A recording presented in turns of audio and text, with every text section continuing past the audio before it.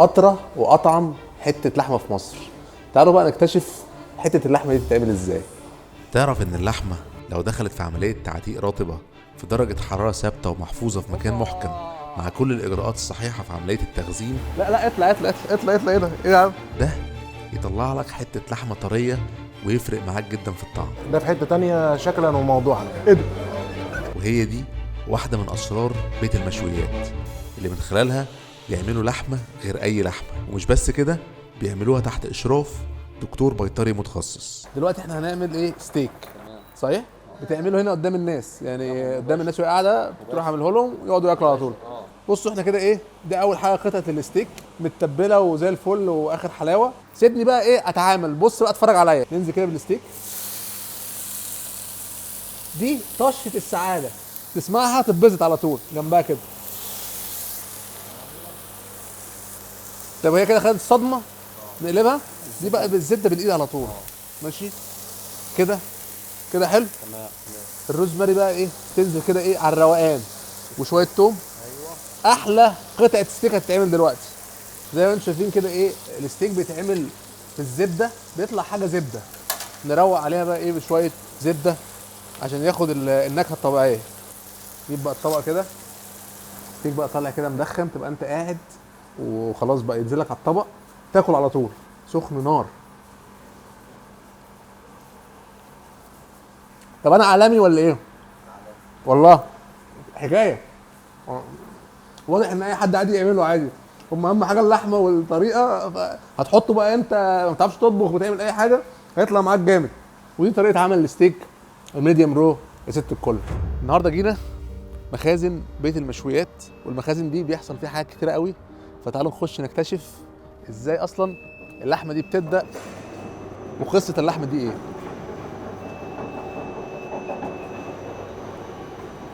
الاكل عندنا هنا بيتم على 5 مراحل.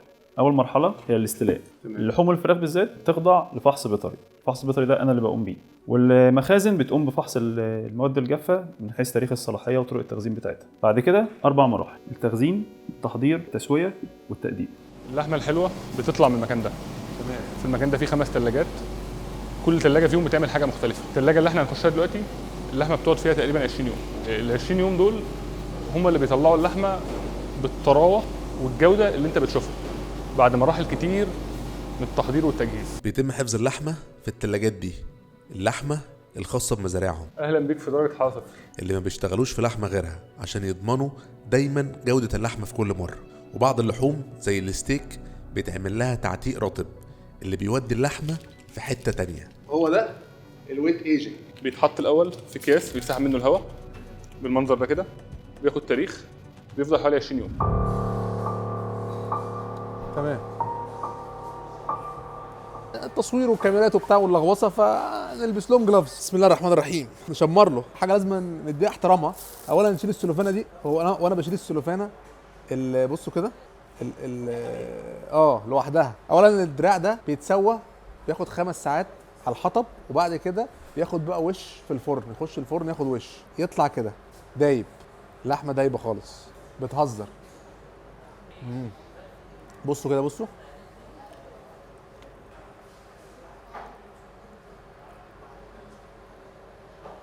ايه ده؟ ايه ده؟ الحاجات اللي بتتسوى بالطريقه دي انت مش هتسيب حاجه، كل حاجه هتاكلها. بيتزلط كده بقى، يعني بيتسحب. اول ما تحطه على بقك بيتسحب جوه على طول. بص بص بص بص ده، بص ده. طب بس ايه، يطلعه نضيف، حاجه من عالم اخر. اللي بعد، خلينا بقى نشوف بعد رحله المشوار بتاع اللحمه والكلام ده كله، هل ده بيفرق في الطعم ولا لا؟ هيفرق. هي اول حاجه انت بتلاحظها اصلا ان انت ما بتعضش في اللحمه العاديه اللي انت بتعض فيها، اللي هي مفيش الكلام ده. يعني انت بتعمل كده خلاص. تراوه 100%. عالمي.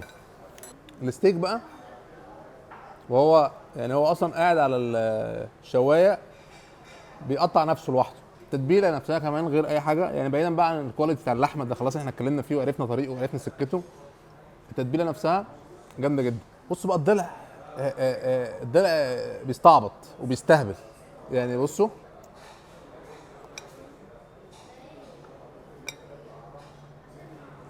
نقعد بقى نعد بقى 5 6 7 يوم يطلع معاك الطبق عامل كده كله عضل.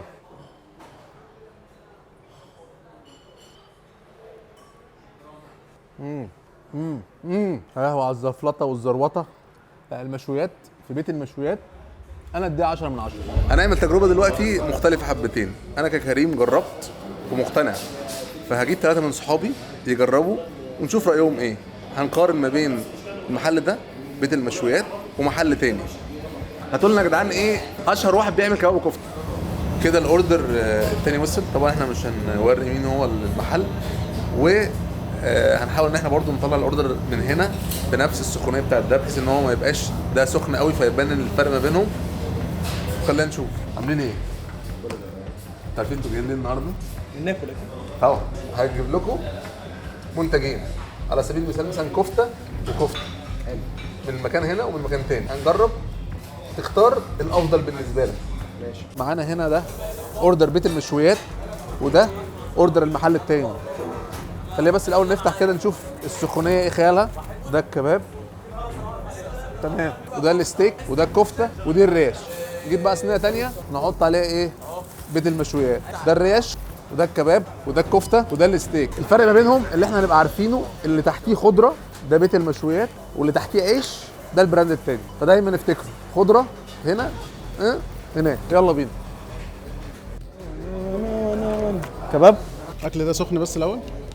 ايه رايك؟ الاثنين سخنين زي الفل. الله. لا مبدئيا في اصلا فرق في الشكل. هو الشكل باين ايه؟ ايه المنظر ده؟ انا سيبك من الشكل. لا ما العين بتاكل قبل البق برضه. بص هو يعني هو ده شكله اظرف. تمام. يعني ده برضو بتلاحظ ان هو فيه حرق شويه بس. سيبك من الشكل والحاجات دي. لا الشكل ده بيفرق معايا. عايزين الطعم. تمام. بس هو كله نوع واحد ولا في ايه؟ انا عايزك تركز معايا قول لي. في الطراوه والطعم. حلوه دي.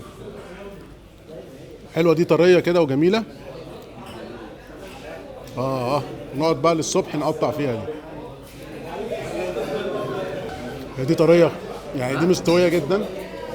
دي بص بقى، لا في اختلاف في الطعم. انهي احسن؟ دي احسن، دي اللحمه فيها طعمها باين. بسم الله.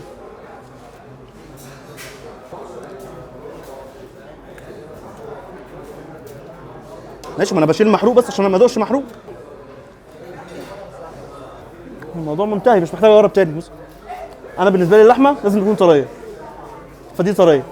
بالنسبه لي اللحمه ما يكونش عليها توابل كتير، فدي ما عليهاش توابل كتير، فالكواليتي بتاع اللحمه باين. هنا حواوشي خالص، فخلينا في دي. لا ده في حته تانية شكلا وموضوعا يعني.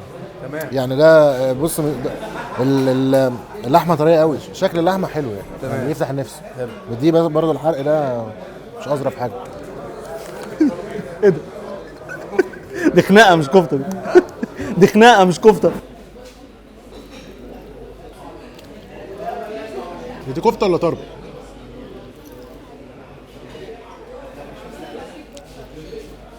دي الكفته الصغيره اجمد من الكفته الكبيره. هي ايه دي اصلا؟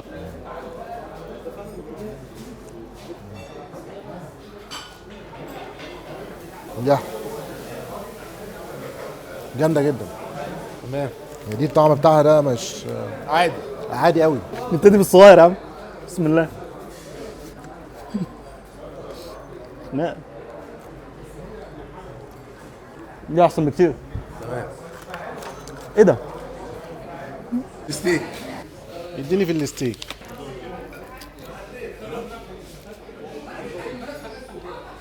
هو ده ستيك؟ هو ده شكله مش لطيف بس طعمه يعني قشطه حلو.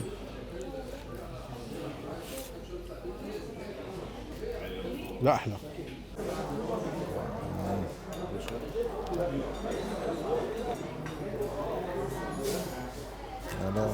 الستيك تحس ان هم قريبين من بعض شويه، بس ده تبلته افضل شويه، يبقى احسن شويه. الشكل مختلف يعني. لو انا بشوف بعيني الشكل يعني بيفرق معايا. لا هو مهم، لا هو مهم أهم. كده كده الطعم اهم، بس يعني طبق ده متقدم لي، طبق ده اروح لده، بس الاهم حاجه الطعم زي ما انت بتقول. انا على فكره انا عرفت اصلا يعني ده نفس المحل اللي هو يعني انا عرفت عرفته خلاص والله، نفس شكل واحد محروق. اللحمه مش عارف، بس ده شكله احسن يعني، ده بيجي لي شكله احلى.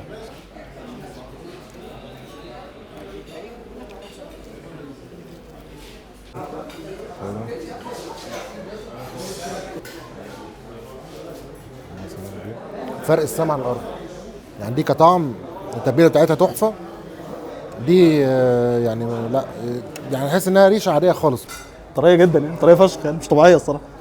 دي انهي احسن؟ دي واللي هو نفس المطعم تقريبا، ده نفس المطعم اللي انا بقول عليه كل شويه حلو ده. اه